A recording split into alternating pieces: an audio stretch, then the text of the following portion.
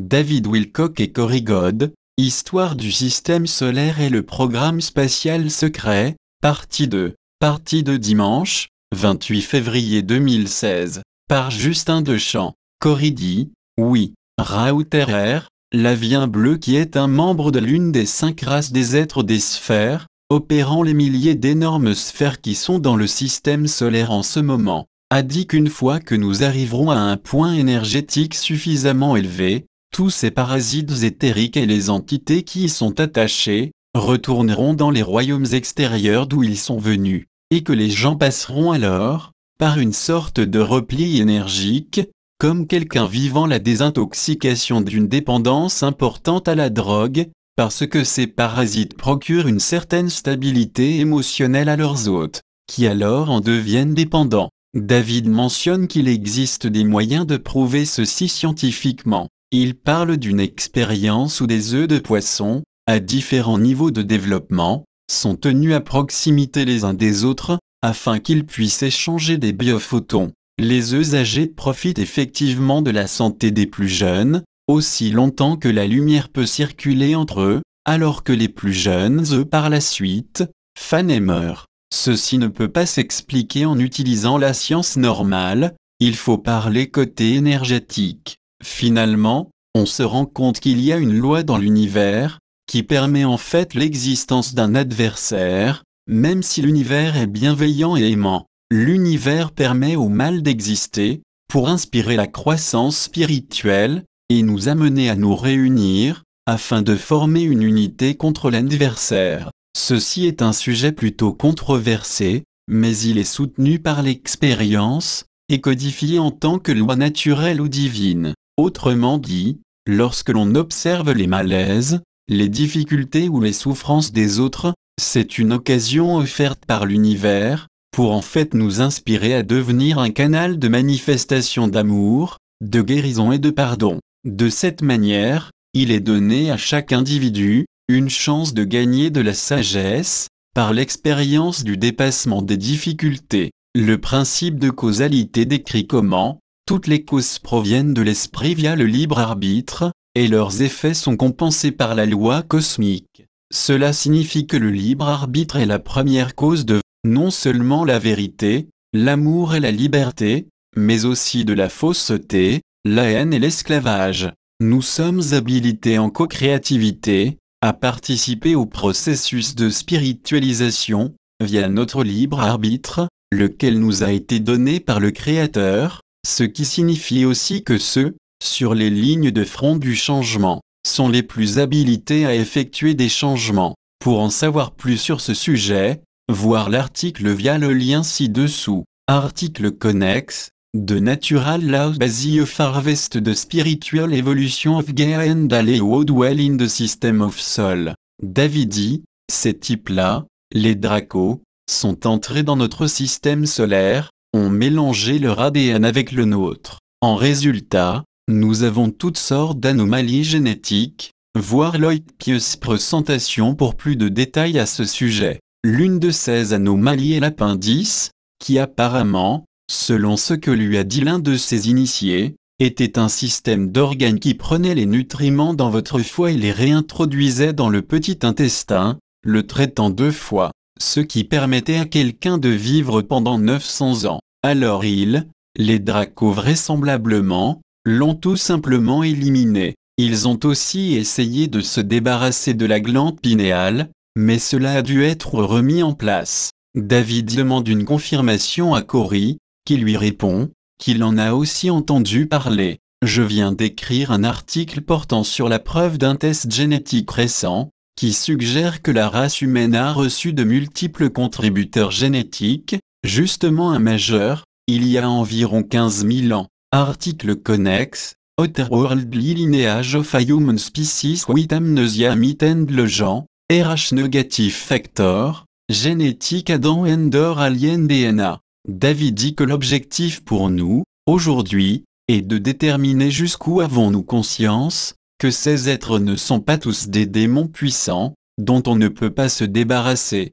Ils sont dans le bac à sable tout comme l'humanité, dans leur processus pour la croissance cosmique. Il y a eu une lecture d'Edgar Cayce, dans une pièce avec 35 personnes, et l'entité contactée par le médium a dit: vous avez en ce moment dans cette salle assez de gens pour mettre fin à la Seconde Guerre mondiale. La réponse est la conscience pure. Il y aura un exercice de conscience pure à la fin de cette conférence, une méditation guidée. David dit que la pureté de nos cœurs, la conscience de l'univers, vont nous rapprocher un peu plus de la liberté. Acclamation du public.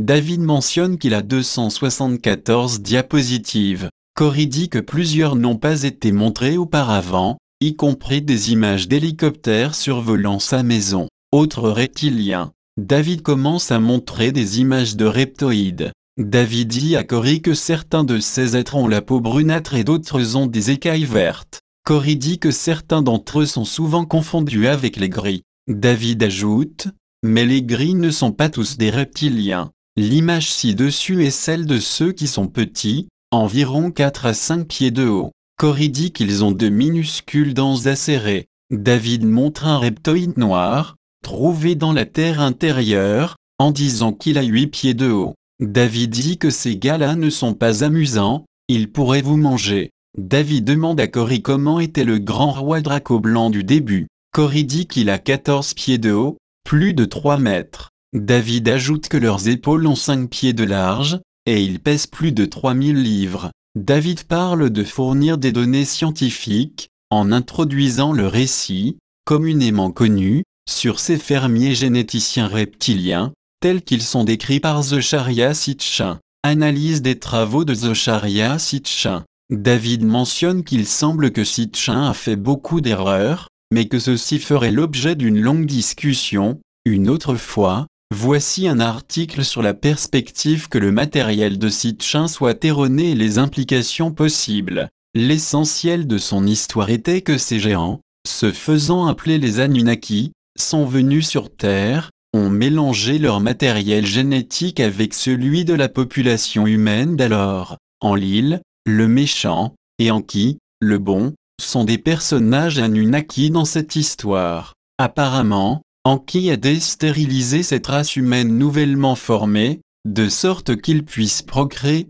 Ceci serait arrivé il y a 250 000 ans. Ceci est le gros de l'histoire de Sitchin, sur les Anunnaki. David ajoute qu'il y a moins d'un an, les médias officiels ont publié une histoire à propos de la génétique d'Adam et Ève. Une étude démontre que les humains évoluent plus rapidement qu'on ne le pensait. Chaque individu mâle sur la Terre peut retracer sa lignée à un seul homme, il y a 250 000 ans, ce qui se trouve justement à rejoindre ce que dit Sitchin. L'article dit que le plus ancien ancêtre masculin connu, vivait environ en même temps que la plus ancienne femme connue, Ève mitochondriale. Donc, une étude de l'ADN remonte à la génétique d'Adam, et remonte à la génétique d'Ève, qui se trouve à avoir existé sur la Terre en même temps, ce qui justement, corrobore avec le calendrier fourni par Sitchin. Dans saison 3, épisode 6 de Divulgation Cosmique, David et Cory discutent comment les présumées traductions de Sitchin ne peuvent être vérifiées, si on les compare aux tablettes sumériennes cunéiformes. Apparemment, Sitchin a reçu en dictée un récit par des agents, lesquels cherchaient à divulguer une partie de la vérité mélangée avec de la désinformation. David a demandé à Cory si l'article, traitant de la génétique d'Adam et Ève, serait un effort de divulgation partielle, ce avec quoi Cory était d'accord, en disant que depuis un certain temps, ils ont commencé à étaler cette description partielle de l'histoire de la divulgation, mais récemment, ils ont accéléré le rythme. David dit que le véritable objectif de leur exposé de ce soir est de libérer des renseignements que les gens derrière les partisans de la divulgation partielle ne veulent pas laisser sortir. David et Cory veulent une divulgation totale, ainsi qu'ils l'ont dit tous les deux, à maintes reprises.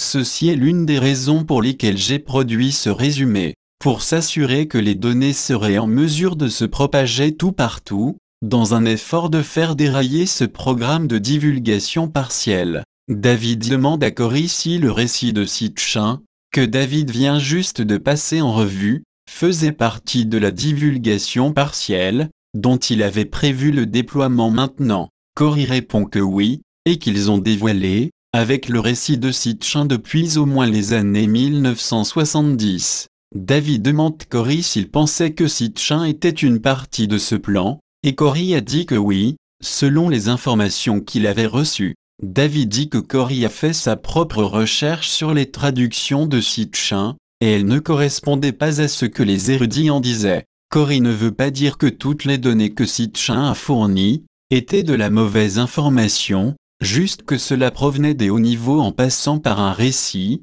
et personnellement, en tant que chercheur de vérité, nous devrions essayer de faire nos vérifications. Cory a dit qu'il a étudié les Sumériens de son propre chef, personne ne lui avait dit de le faire. David mentionne que les tablettes cunéiformes sont fabriquées avec un stylet cylindrique, roulé dans l'argile, et puis elles ont été déchiffrées en utilisant la pierre de Rosette, ce qui nous permet de lire la langue sumérienne. Dans une certaine mesure, la Kabbale, en passant par Sitchin, a créé ce récit, qui contient une certaine vérité, ce qu'ils veulent que les gens sachent. Encore une fois, cet aspect du plan de la Kabbale était très probablement de semer dans la conscience de l'humanité un récit qui allait devenir une fausse réalité historique acceptée, ce qui est une façon de manipuler l'humanité à leur propre fin. La Kabbale veut que nous pensions que les Anunnaki ont créé l'humanité,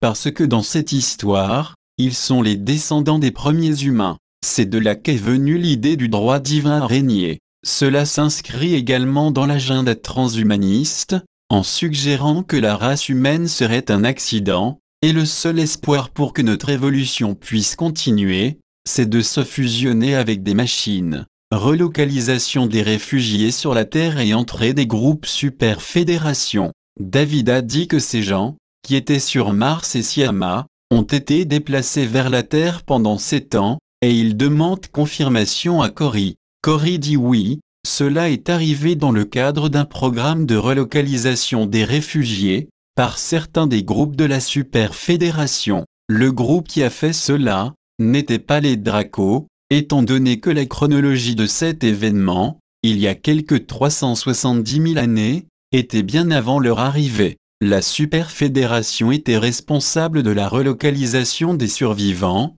vers la Terre. David demande combien de racetés y a-t-il dans la Super Fédération. Cory dit que 40 à 60 groupes sont présents à toute réunion de la Super Fédération. David dit, lorsque la grille de protection autour du système solaire a tombé, il y a environ 500 000 ans, ces groupes de la Super Fédération sont venus, et ont commencé à bricoler. Ils savaient aussi que la destruction de Siama allait se produire, donc au lieu de l'arrêter, ils ont aidé à déplacer les gens vers la Terre, avant sa destruction. David aborde également cette histoire beaucoup plus en détail dans sa série Wisdom Teaching. Shem, de Discerning the Mystery, a aussi fait l'analyse de ces séries. Cory confirme, ils ont transféré les gens ici, en tant que réfugiés. David mentionne tout le contenu sur Comme que, si les gens passent par blueavian.com, David et Cory vont obtenir un crédit pour 16 abonnements,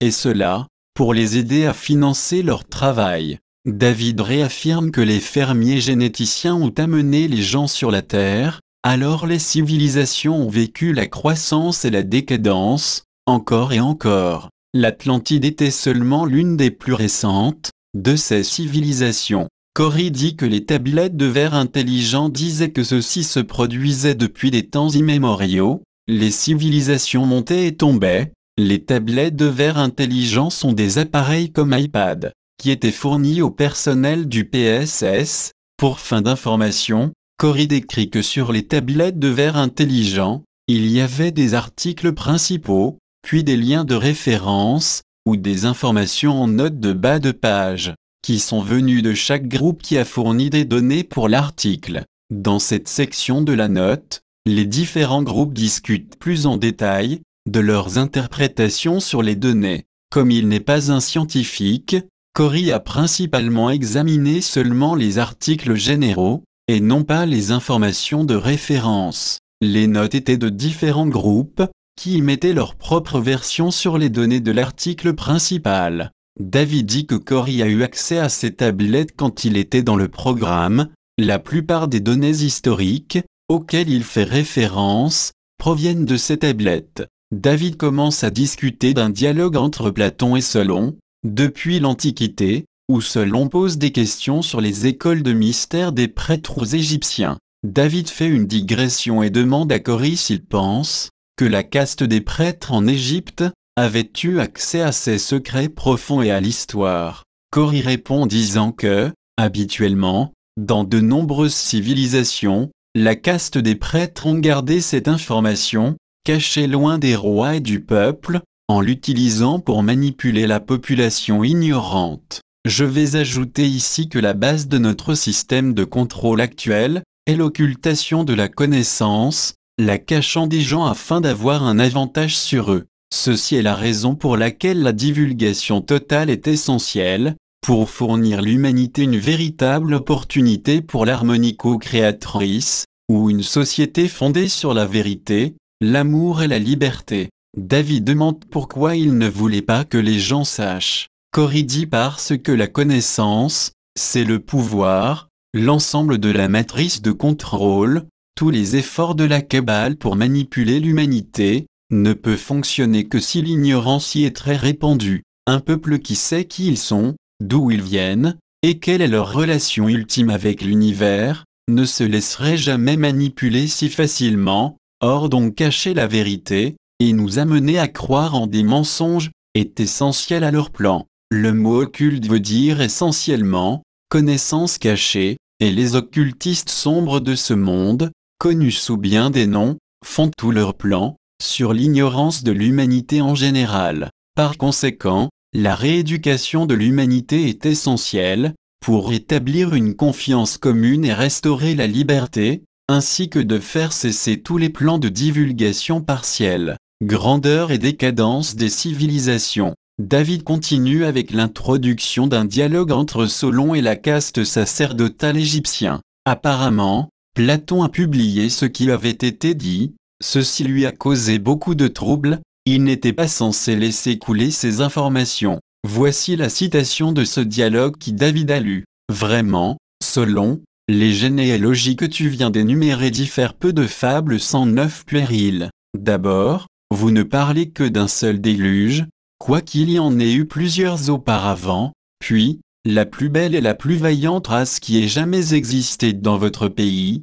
vous n'en faites pas mention, bien que toi-même et, 23c, tous tes compatriotes aujourd'hui vous tiriez votre origine d'un des germes de cette race échappée au commun désastre. Vous ignorez tout cela, parce que les survivants et leurs descendants demeurèrent longtemps sans avoir la connaissance des lettres. David mentionne l'Atlantide de Cuba, en disant « Linda Moulton a couvert cette histoire quand c'est arrivé, peu après le tristement célèbre événement du 9/11 en 2001. » David dit qu'il a été littéralement estomaqué, quand il a vu, sur BBC Nouvelles, le titre de la ville perdue trouvée sous les eaux cubaines, Lost City Found Beneath Cuban Water, d'un demi-mille de profondeur dans la mer. Ils ont trouvé les ruines d'une cité perdue, NDLT, version française. David demande à l'auditoire jusqu'où dans le temps, devons-nous aller pour que le niveau de la mer soit assez bas pour voir cette ville sur la terre ferme?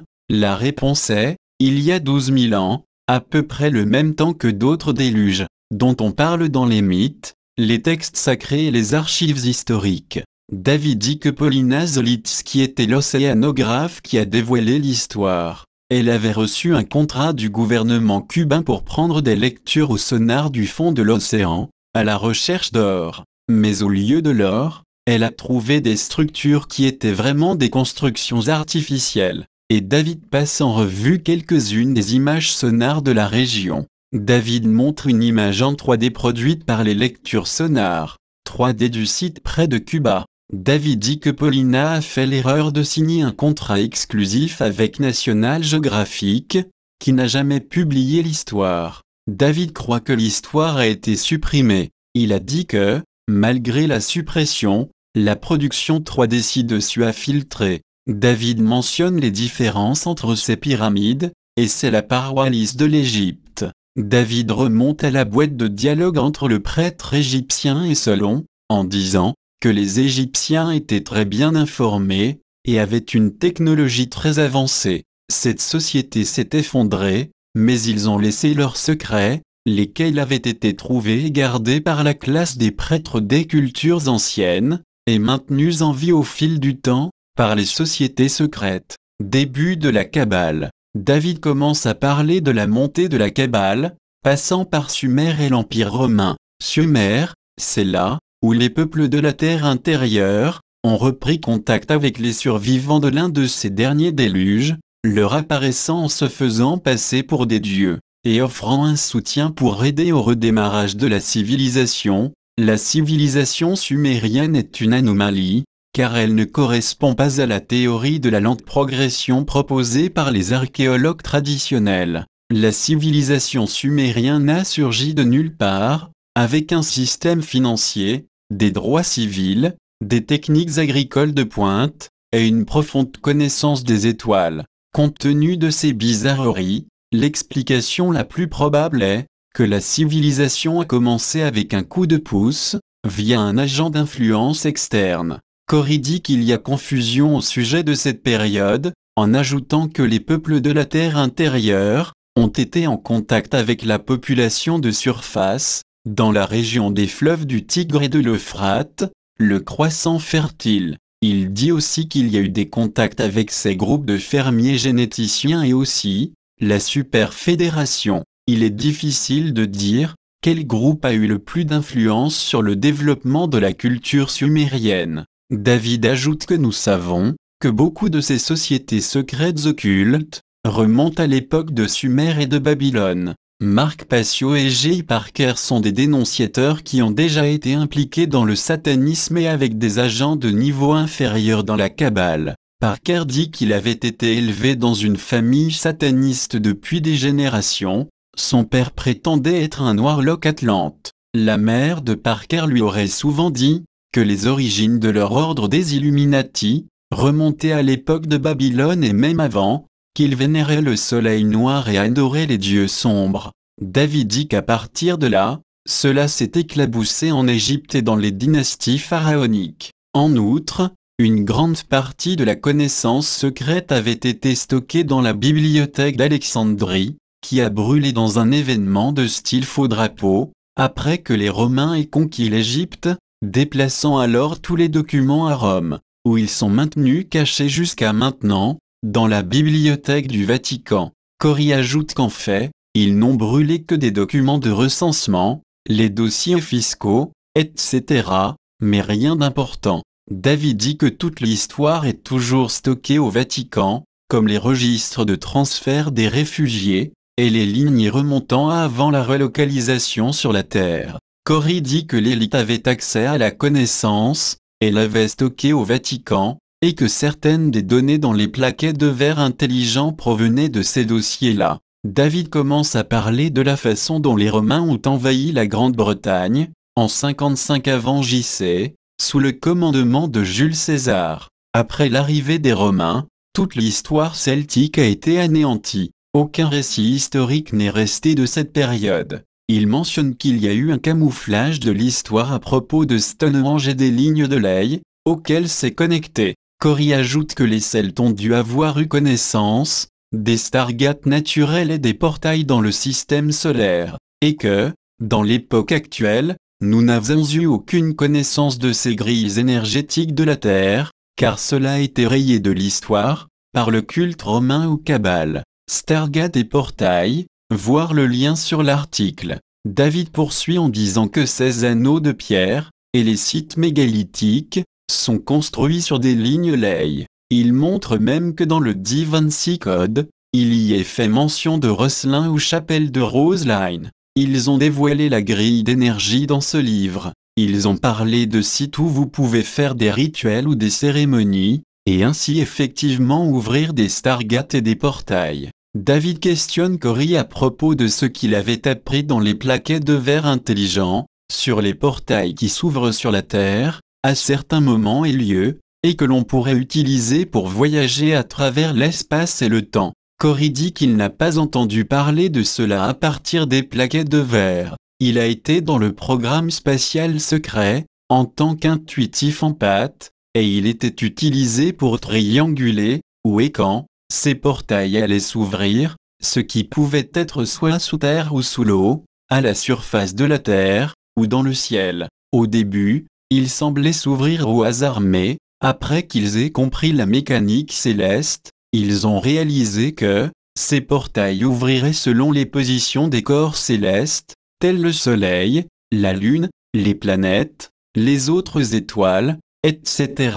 Connex, Cosmic Disclosure épisode 14, Portal, Parallel Earth, Summary and Analysis Cory God and David Wilcock. Connex, Cosmic Disclosure épisode 12, Portal, Cosmic Web, Summary and Analysis Cory God and David Wilcock. David demande Cory de raconter une histoire, au sujet des prêtres sud-américains, quand les conquistadors espagnols ont conquis la région. Cory dit que sur les tablettes de verre intelligent, il avait lu un compte-rendu discutant d'arrêt d'espagnol, où il poursuivait un prêtre indigène portant de l'or. Le prêtre se dirigea vers le côté d'un mur, le toucha à quelques endroits, et un instant plus tard, le prêtre a traversé ce mur comme si de rien n'était. Cela a été vu par les conquistadors espagnols, qui ont ensuite envoyé des rapports. David dit, le point est qu'il y a de la physique non comprise dans la population.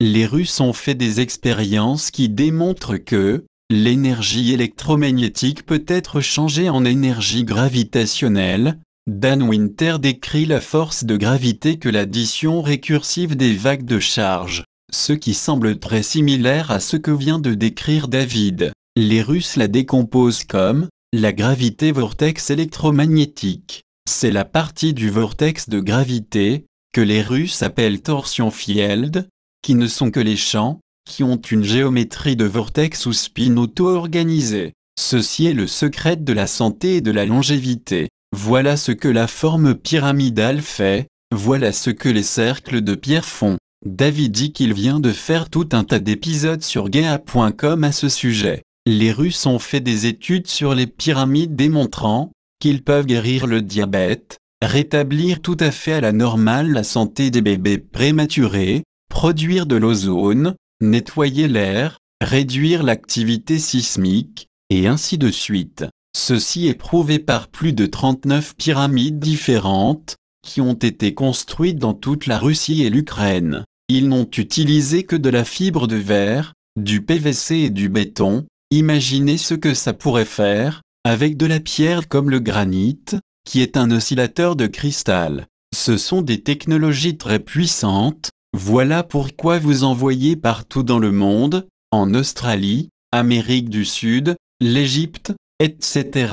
Connex, Russian scientists built and study pyramid what they found could change the world. David dit que les pyramides sont une sorte d'aimant pour ces champs d'énergie. La forme et la matière dans ce cas, sont les aimants qui attirent ces champs d'énergie. Dans mes propres études, ce qui fait que les pyramides fonctionnent de cette manière, c'est qu'elles agissent comme une antenne parabolique, concentrant en un point l'énergie latente, déjà présente dans l'environnement, et pouvant être utilisée pour différentes fonctions, via un processus d'entraînement ou de synchronisation. Voyage dans le temps et saut de ligne de temps, voir le lien sur l'article. David dit qu'il y a de ces bulles d'énergie électromagnétique, induisant la gravité, qui proviennent du centre de la Terre. S'il se trouve que justement, vous êtes debout dans l'une d'elles, quand elle se forme à la surface, cela ouvrirait un portail,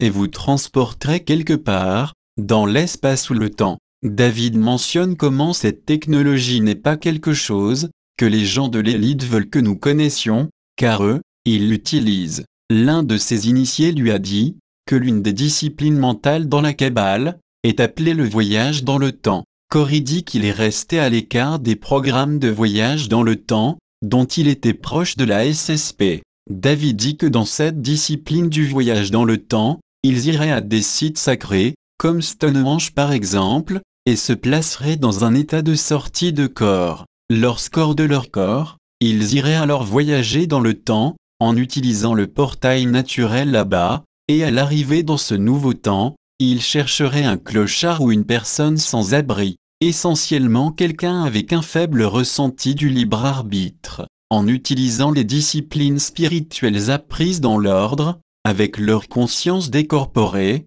il prendrait contrôle du corps du clochard. En employant cette technique, ils peuvent ainsi utiliser le corps d'une autre personne, comme une marionnette à des fins diverses, telles que commettre assassinat ou crime, dans un effort de modifier le présent pour eux-mêmes, ce qui en fait va se produire. Les adeptes peuvent réellement changer leur ligne de temps, en modifiant le passé, en voyageant à travers un portail, en tant que conscience désincarnée et en utilisant le corps d'une autre personne comme d'un instrument. Par la suite, le seul qui pourrait se rappeler de la chronologie précédente, c'est l'adepte qui est sorti de son corps. David fait une comparaison entre cette anecdote et les films de Matrix, dans lequel les agents peuvent prendre contrôle du corps de quelqu'un dans la matrice, en particulier ceux dont le libre arbitre a été supprimé. David mentionne également que le dernier film X-Men, Apocalypse, est basé sur le sujet de Wolverine maintenu en stase, et montrant les autres X-Men dans le passé. David mentionne la dénonciatrice, Svali qui s'est aussi avancée, au sujet de ces techniques. David demande à Cory s'il est possible de pouvoir sortir de son corps, et utiliser ses anneaux de pierre pour voyager dans le temps, et modifier le présent. La série d'émissions de télévision et les livres, Outlandais, sont basés sur ce phénomène de voyage dans le temps, par les anneaux de pierre. Cory dit que c'est possible, et que, ce faisant, certains de ces groupes ont été la cause de la création d'un grand nombre d'anomalies temporelles, et par la suite, ils ont essayé de revenir en arrière, pour tenter d'arranger les choses mais, causant ainsi toujours de plus grands dégâts dans le processus. Finalement, un groupe extraterrestre leur a dit que le temps, comme l'espace, est élastique, et que les choses allaient s'arranger d'elles-mêmes tout simplement, s'ils cessaient de jouer avec le temps. David demande à Cory si les membres de la Kabbale avaient utilisé cette technique, pour essayer de modifier la ligne de temps, vers un changement des événements clés de l'histoire, en leur faveur. Cory a dit oui. David demande combien de fois il pense que c'est arrivé. Cory dit que cela ne se passait pas tout le temps, et qu'ils ne sont pas toujours en train de changer les événements. La plupart du temps, ils allaient juste revenir observer ou faire de la reconnaissance. Traduction Estelle P pour www.stopmensonge.com. NDLT, pour ceux qui comprennent l'anglais, je suggérerais que vous vous abonniez à Gaia Télé. Les gens comme eux travaillent fort pour nous, et ce, au péril de leur vie. Les soutenir est un tout petit moyen de leur témoigner notre reconnaissance. Pour soutenir à la fois le travail de Cory et de David, abonnez-vous à Gaia Télé via blueetavian.com.